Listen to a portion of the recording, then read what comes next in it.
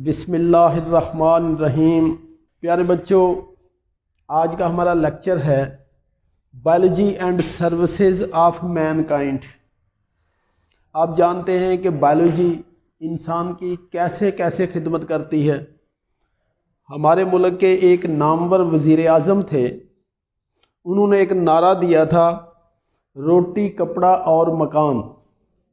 ये इंसान की बेसिक नेसेसिटीज़ हैं, जिसमें मैं एक और चीज़ का इजाफा करूँगा, हेल्थ का। यानी चार चीज़ें इंसान के लिए इंतहाई ज़रूरी हैं। ये जो चार चीज़ें हैं ये हमें बायोलॉजी बताती है। आप बोर्ड की तरफ देखिएगा कि बायोलॉजी हमें प्रोवाइड करती है फूड, खुराक। बायोलॉजी प्रोवाइड करती है क्लॉथिंग्स, हमें पहनने के लिए कपड़े। बायोलॉजी प्रोवाइड करती है शेल्टर या पनाहगाह, रहने की जगह। और अगर ये तीन चीज़ें हमारे पास मौजूद हों, फूड, क्लॉथिंग और शेल्टर, तो ये तीनों चीज़ें उस वक्त तक बेकार है जब तक हमारी हेल्थ या सेहत ठीक नहीं है। तो लिहाजा बीमारियों से बचने की टेक्निक भी बायोलॉजी बताती है। तो आप अगर इन चार चीज़ों को अच्छी तरह याद कर लोगे तो इंशाल्लाह काफ़ी फ़ायदा होगा। मैं एक दफ़ा और बताता हूँ कि बायोलॉजी किस तरह हमारी खिदमत कर रही है। हमें फूड प्रोवाइड कर रही है, हमें क्लॉथिंग प्रोवाइड कर रही है, हमें शेल्टर प्रोवाइड कर रही है और हेल्थ प्रोवाइड कर रही है। These four things are the basic necessities of the life. इस टॉपिक को हम तीन हिस्सों में डिवाइड कर लेंगे। Number 1 food production, number 2 disease control, number 3 protection and conservation of the environment. इन तीन फोल्डर्स में से हम पहले वाला आज पढ़ेंगे फूड प्रोडक्शन। तो लिहाजा आज का हमारा टॉपिक हुआ food production. Increase the population of the human being in the whole world. पूरी दुनिया में इंसानों की आबादी बढ़ती जा रही है। जैसे जैसे आबादी बढ़ रही है इसी तरीके से फूड भी ज़्यादा से ज़्यादा चाहिए।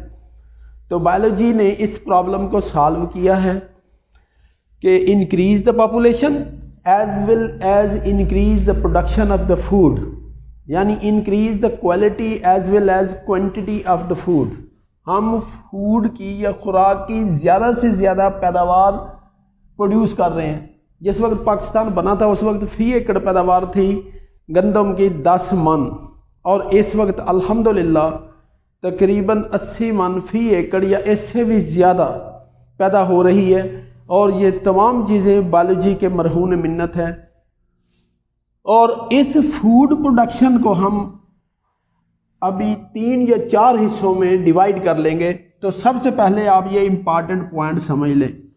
Food production which is divided into 4 parts. Number 1 improving existing varieties, यानी जो अभी तक हमारे पास खुराक मौजूद है या सीड्स मौजूद है उनको हम कैसे इम्प्रूव कर सकते हैं या इम्प्रूव कर रहे हैं। Number 2 plant pathogens and pest control. Number 3 hydroponic culture technique and number 4 food preservations. तो ये 4 इंपॉर्टेंट पॉइंट्स हो गए जो आज हम इंशाल्लाह डिस्कस करेंगे। Number 1 improving existing varieties, number 2 plant pathogens and pest control, number 3 hydroponic culture technique and number 4 food preservations. तो सबसे पहला पॉइंट आज का जो डिस्कस हमने करना है वो है इम्प्रूविंग एग्जिस्टिंग वैरायटी।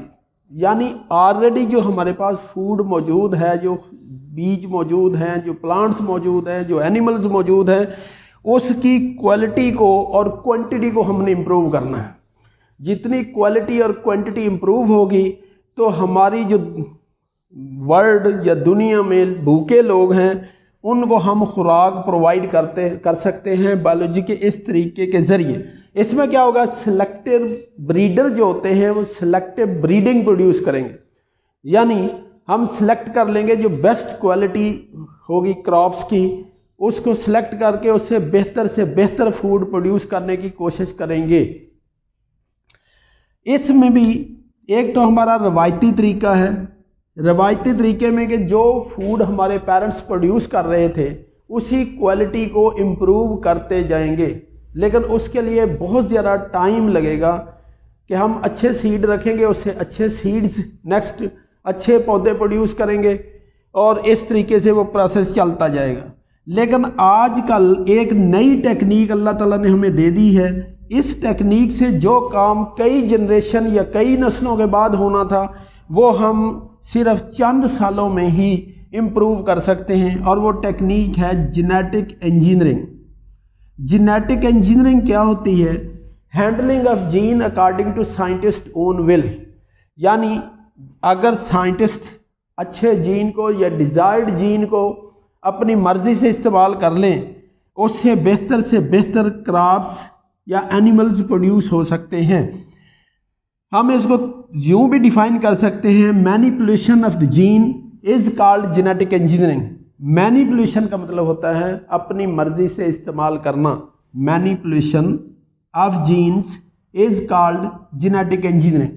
अगर साइंटिस्ट जीन को अपनी मर्जी से इस्तेमाल कर ले तो उससे बेहतर क्वालिटी क्रॉप्स वगैरह की प्रोड्यूस हो सकती है। फॉर एग्जांपल, अगर कोई डिजायर्ड जीन है, डिजायर्ड जीन जो अच्छी फसल पैदा करे, इसको हम इंजेक्ट कर दें या इंट्रोड्यूस कर देंगे किसी दूसरे ऑर्गेनिज्म या सेल के अंदर। ये सेल जब न्यू ऑर्गेनिज्म प्रोड्यूस करेगा तो उस तरह की प्रोड्यूस करेगा जिस तरह का उसके अंदर जीन हमने डाला होगा या डिजायर्ड जीन होगा, और डिजायर्ड जीन से क्रॉप बेहतर से बेहतर हो सकती है। और इसी तरीके से ट्रांसजेनिक प्लांट और ट्रांसजेनिक एनिमल्स हम प्रोड्यूस कर सकते हैं। Plant having foreign DNA, plants having foreign DNA incorporated into their cells. अगर डिजायर्ड जीन किसी सेल के अंदर डल जाए तो हम उसको कहते हैं ट्रांसजेनिक सेल। अगर वो किसी प्लांट में डल जाए ट्रांसजेनिक प्लांट, अगर किसी एनिमल में डल जाए ट्रांसजेनिक एनिमल्स। तो हम जेनेटिक इंजीनियरिंग के जरिए ट्रांसजेनिक प्लांट्स और ट्रांसजेनिक एनिमल्स बना सकते हैं। दोबारा मैं बताऊंगा कि डिजायर्ड जीन अगर किसी जानदार के अंदर डाल दिए जाए तो वो क्या बन जाएगा? Transgenic animal. अगर प्लांट के अंदर डाल दिया जाए तो वो ट्रांसजेनिक प्लांट हो जाएगा, और उससे बेहतर प्रोडक्शन प्रोड्यूस हो सकती है। नेक्स्ट टेक्निक है क्लोनिंग। क्लोनिंग क्या होती है? Production of genetically identical copies of the organism और सेल बाय एसेक्सुअल रिप्रोडक्शन। इसमें बच्चों आप ये देखोगे, production of genetically identical copies, यानी जिस तरह का जानदार होगा वैसे ही कॉपी उससे लेकर हम नया जानदार प्रोड्यूस करेंगे। कौन से तरीके के जरिए? एसेक्सुअल रिप्रोडक्शन के जरिए। हम पहले एक लेक्चर में पढ़ चुके हैं कि किस तरीके से डॉली प्रोड्यूस हुई थी, जो कि क्लोनिंग मेथड था। क्लोनिंग मेथड के जरिए एक भेड़ दूसरी भेड़ बिल्कुल उस जैसी तैयार कर ली थी, वो आप पहले पढ़ चुके हैं। नेक्स्ट मेथड है टिश्यू कल्चर। टिश्यू कल्चर में क्या होता है? Reproduction of the growing tissue of the plants, यानी किसी बेहतरीन पौधे का अगर हम एक टिश्यू ले लें या उस टिश्यू को कल्चर करें तो उससे नए पौधे या प्लांट्स प्रोड्यूस हो सकते हैं। यानी टिश्यू या एक पीस लेकर किसी भी पौधे का, किसी अच्छे पौधे का जिसकी क्वालिटी और क्वांटिटी बहुत अच्छी हो, उससे हम नए पौधे प्रोड्यूस कर सकते हैं, जिसको हम कहते हैं टिश्यू कल्चर। तो इससे भी ज़्यादा से ज़्यादा वैरायटी प्रोड्यूस हो सकती है। नेक्स्ट हमारा पॉइंट है plant pathogen and pest control. बच्चों आप जानते हो कि जब हम पौधे काश्त करते हैं, प्लांट को उगाते हैं, तो प्लांट्स के ऊपर मुख्तलिफ जानदारों का अटैक होता है, जिनमें इंसेक्ट हो सकते हैं, फंजाई हो सकती है, प्रोटोजोआ हो सकते हैं या पेस्ट हो सकते हैं। अब सबसे पहले आप समझोगे कि पेस्ट क्या होता है। पेस्ट उस ऑर्गेनिज्म को कहते हैं जो क्रॉप्स की प्रोडक्शन को या उसकी यील्ड को कम कर दे, यानी फी एकड़ पैदावार अगर कम हो जाएगी, जिस चीज़ की वजह से वो कम होगी उसको हम कहेंगे पेस्ट। अब पेस्ट फॉर एग्जांपल कि हम गंदम काश्त करते हैं तो गंदम के पत्ते होते हैं बारीक और लंबे। अगर उस खेत के अंदर चौड़े पत्तों वाले कोई पौधे पैदा हो जाते हैं जो गंदम की प्रोडक्शन कम कर देंगे, उनको हम कहेंगे वीड्स। हमें ऐसे कोई स्प्रे करनी पड़ेगी, ये पेस्टिसाइड वगैरह डालेंगे या जर्मीसाइड, फंगीसाइड, ताकि उस वीड्स को ख़त्म कर दिया जाए, जिससे क्रॉप्स की पैदावार बढ़ जाएगी। तो इसका मतलब ये हुआ कि वीड्स अगर गंदम के अंदर मौजूद है तो वो भी पेस्ट है। इसी तरीके से आपने नाम सुना होगा चितकबरी सुंडी, गुलाबी सुंडी, अमेरिकन सुंडी। इनका ताल्लुक आर्थ्रोपोड्स या इंसेक्ट से है और ये भी क्रॉप्स को या उसकी फी एकड़ पैदावार को कम कर देते हैं, इसलिए इसको भी पेस्ट कहते हैं। तो पेस्ट क्या हुआ कि सब्सटेंस और organism which reduce the production of the crops is called paste. अब पेस्ट को हम कैसे कंट्रोल कर सकते हैं? पेस्ट को कंट्रोल करने के लिए अब कौन कौन सी चीज़ें पेस्ट हो सकती हैं? फंजाई हो सकती है, इंसेक्ट हो सकती है, या आपको मैंने अभी बता दिया कि वीड्स हो सकती हैं। अगर फंगस है तो फंजाई को किल करने के लिए फंगीसाइड का यूज करेंगे। Side mean to kill the fungi, यानी फंजाई को ख़त्म करने के लिए हम फंगीसाइड का यूज़ करेंगे। इंसेक्ट को ख़त्म करने के लिए इंसेक्टिसाइड का इस्तेमाल करेंगे और इसी तरीके से जर्म को ख़त्म करने के लिए जर्मीसाइड का इस्तेमाल करेंगे। चूहों को ख़त्म करने के लिए रोडेंटिसाइड का इस्तेमाल करेंगे। तो इन चीज़ों के इस्तेमाल से क्रॉप्स के अंदर जितने भी दुश्मन कीड़े होंगे या वीड्स वगैरह होंगी वो ख़त्म हो जाएगी और फी एकड़ पैदावार बढ़ जाएगी। अब हम इस पैथोजन को कंट्रोल करने के लिए दो तरीके आमतौर पर इस्तेमाल करते हैं जो बहुत ही इंपॉर्टेंट है। Number 1 chemical control, number 2 biological control. Chemical control के कुछ प्रॉब्लम्स हैं जिसकी वजह से टॉक्सिसिटी क्रिएट होती है, उसके बाद इन्वायरमेंटल पोल्यूशन क्रिएट होती है और इंसेक्ट रेजिस्टेंट हो जाते हैं। तो इन तीन चीज़ों से बचने के लिए आगे एक बहुत इंपॉर्टेंट मेथड है जिसको हम कहते हैं बायोलॉजिकल कंट्रोल। बायोलॉजिकल कंट्रोल का मतलब है कि control the insects with the help of living organism is called biological control.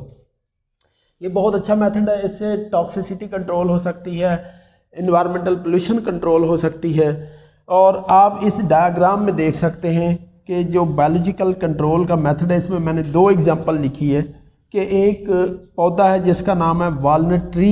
इस वालनट ट्री के ऊपर एक पैरासाइट है जिसको एफिड कहते हैं। Aphid attack on the walnut tree. अब इस एफिड को ख़त्म करने के लिए एक और हम लिविंग थिंग को यूज़ करेंगे जिसका नाम है wasp which is parasitise on the aphid. यानी ये वैस्प एफिड को खा जाती है और इस तरीके से ये फसल तैयार हो जाती है और इस बीमारी से बच सकती है। इसी तरह एक और मिसाल है बायोपेस्टिसाइड्स की, यानी बैक्टीरिया पेस्टिसाइड के तौर पर एक्ट करता है। बैक्टीरिया किसको करता है? बैक्टीरिया लार्वी के अंदर पेनिट्रेट कर जाता है। लार्वी जैसे गुलाबी सुंडी का लार्वी है, किसी और भी जानदार का लार्वी हो सकता है। तो बैक्टीरिया इसकी बॉडी में पेनिट्रेट करके इसमें लाइसिस प्रोसेस कर देता है, यानी लार्वी को फाड़ देता है, जिससे लार्वी ख़त्म हो जाते हैं और कॉटन की क्रॉप्स बढ़ जाती हैं। इसके अलावा हमारे पास चंद और टेक्निक है जिसको हम कहते हैं इंटीग्रेटेड डिजीज़ मैनेजमेंट। इसका मतलब है, आप इससे पहले भी एक टॉपिक में पढ़ चुके हैं कि all the appropriate and relevant method which is use to control the crops, यानी वो तमाम प्रिवेंटिव मेजर्स जो हम यूज़ करते हैं किसी भी बीमारी को कंट्रोल करने के लिए, उसको हम कहते हैं इंटीग्रेटेड डिजीज़ मैनेजमेंट। इसके बाद हाइड्रोपोनिक कल्चर टेक्निक की तरफ आते हैं। हाइड्रोपोनिक कल्चर टेक्निक क्या होती है कि अर्थ और soil which is the complex medium, उसके अंदर हम अगर किसी पौधे की न्यूट्रिशनल एबिलिटी को चेक करना चाहें तो बहुत ही मुश्किल है चेक करना। तो उसकी बजाय हम क्या करते हैं कि पौधे को ग्रो करवाते हैं पानी के अंदर। वाटर और plant grow in the aerated water, उसके अंदर कुछ साल्ट या मिनरल्स डाल देते हैं जिससे हमें पता चल जाता है कि इस पौधे की कौन कौन सी डेफिशिएंसी है। और ये प्रोसेस अभी तक फिजिबल नहीं है, ताहम astronauts may be use this process to grow the vegetable in the space. अगर हम इस प्रोसेस को इस्तेमाल करने में कामयाब हो जाते हैं तो एस्ट्रोनट्स जब खला में जाएंगे तो वो वहाँ सब्जियाँ वगैरह उगा सकते हैं। और आखिरी आज का जो हमारा हेडिंग है वो है food preservation. There are number of method to preserve the food. खुराक को प्रिजर्व करने के लिए भी बच्चों बहुत से टेक्निक्स या मेथड हैं, जिसमें मोस्ट इंपॉर्टेंट है pasteurization. Pasteurization is a technique which is introduced by the scientist known as Louis Pasteur। Louis Pasteur ने ये टेक्निक इंट्रोड्यूस करवाई थी। इस टेक्निक में हम क्या करते हैं, in this method heat is used to kill the non spore forming bacteria, यानी मिल्क के अंदर बैक्टीरिया को किल करने के लिए इस मेथड को इस्तेमाल करते हैं। इसके तकरीबन दूध को आधा घंटे तक गर्म किया जाता है 71 डिग्री सेंटीग्रेड तक, ताकि दूध के अंदर जितने भी जर्म्स हैं किल हो जाए। इस तरीके से हम मिल्क और मिल्क के प्रोडक्ट को प्रिजर्व कर सकते हैं। तो आज इस सारी स्टोरी को आप इस डायग्राम में देख सकते हैं। मैं सम अप करने की कोशिश करता हूं कि सबसे पहले सॉइल, हमारी सॉइल बेहतरीन होनी चाहिए, जिसमें हर तरह के मिनरल्स वगैरह ऐड होने चाहिए ताकि प्लांट ज्यादा से ज्यादा ग्रो करें। और इसी तरह अगर पानी में किसी चीज पौधे वगैरह को ग्रो करवाते हैं उसको हम कहते हैं हाइड्रोपोनिक कल्चर टेक्निक।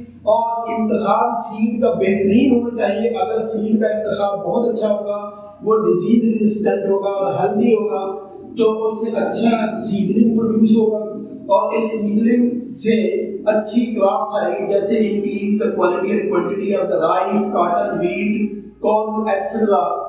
और इसी तरह जानवरों में यानी ट्रांसजेनिक एनिमल्स हम प्रोड्यूस कर सकते हैं, जिसकी बहुत बड़ी मिसाल है आज की दुनिया में ब्रायलर्स एंड लेयर्स। ब्रायलर्स बहुत कम वक्त में तैयार हो जाते हैं और उससे ज्यादा से ज्यादा गोश्त हासिल होता है। और ये वाइट मीट कहलाता है कि इसमें कोलेस्ट्रॉल का लेवल बहुत कम होता है। और उसके बाद लेयर्स, अगर हम देसी मुर्गियां पालें, उनसे अंडे हासिल करें तो बहुत ज्यादा टाइम लगेगा और चंद अंडे हासिल होंगे। आजकल हम देख सकते हैं हॉट शॉप में बहुत ज्यादा एग्स पड़े हैं, ये भी बायोलॉजी की मजहूर में बिजनेस है। तो लेयर्स उन मुर्गियों को कहते हैं जो बहुत ज्यादा अंडे देती हैं। तो आज का टॉपिक यही एंड हुआ। See you again inshallah in the next topic and next day. Allah Hafiz.